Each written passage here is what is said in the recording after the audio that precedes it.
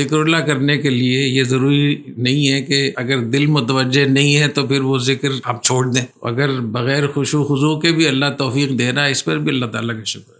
کسی بزرگ سے کسی نے پوچھا تھا کہ زبان ہی چلتی ہے، دل تو ساتھ نہیں دیتا، تو انہوں نے فرمایا اس پہ اللہ کا شکر ادا کیا کریں تو دل بھی ساتھ چلے گا. اور فرمایا کہ زبان مستقل ایک عضو ہے اور دل مستقل ایک عضو. تو اگر ایک عضو اللہ کے ذکر میں مشغول ہے تو اس کا اللہ تعالیٰ کا شکر ادا کرے. اور اللہ تعالیٰ کا یہ وعدہ ہے کہ جب کوئی اللہ کا شکر ادا کرتا ہے اللہ تعالیٰ اس کی اس نعمت میں اضافہ فرماتا. کسی نے کہا تھا نا کہ برز و ماں تسبیح و در دل گاؤ خر این چنی تسبیح کئی دارد اثر. کہ زبان پہ تو سبحان اللہ کہہ رہے ہو، دل میں گدھے گھوڑے کی باتیں چل رہی ہیں، دنیا کی باتیں چل رہی ہیں، تو ایسی تسبیح کا کیا فائدہ. تو ہمارے کسی بزرگ نے فرمایا تھا این چنی تسبیح ہم دارد اثر، کہ ایسی تسبیح کا بھی اثر ہوتا ہے. کسی وقت بھی اللہ تعالیٰ کے ساتھ ایک تار جڑ جاتا ہے اور آدمی اچانک فرش پہ بیٹھے بیٹھے عرش پہ پہنچ جاتا ہے، پتہ ہی نہیں چلتا کسی وقت. حضرت ڈاکٹر عبداللہ صاحب رحمۃ اللہ علیہ سے میں نے خود سنا، حضرت کی مجلس بہت مجھے موقع ملا ان کی صحبت میں بیٹھنے کا،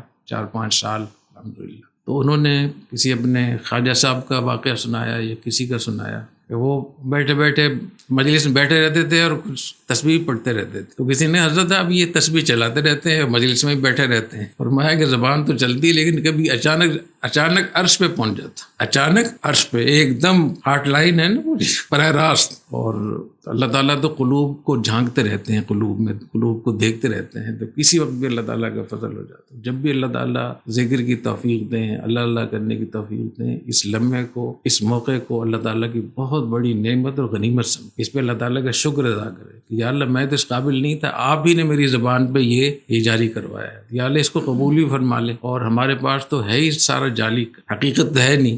تو جیسے بھی ہے حضرت رحمۃ اللہ تعالیٰ فرمایا کرتے تھے کہ ہمارے پاس تو ایک کشکول ہے، جس نے کشکول دیا اس میں بھیگ بھی دی. تو ظاہری شکل نماز پڑھنے کی یا نیکی کے اللہ نے دے دی ہے، تو اس کے اندر حقیقت بھی اللہ ہی ڈالے گا، قبولیت بھی اللہ تعالیٰ عطا فرمائے.